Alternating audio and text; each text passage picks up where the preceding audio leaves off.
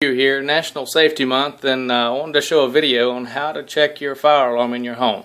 Now in my home, I have an electrical fire alarm. I don't have a battery backup on it, so anyhow, we just climb up the steps, press the test button, and I'll show you how it's done. You can do it one of two ways. I personally don't like heights, so we'll test this out.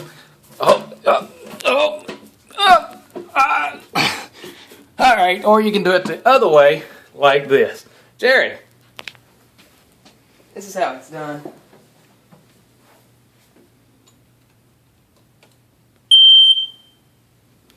Good job, son. Thank you, Dad.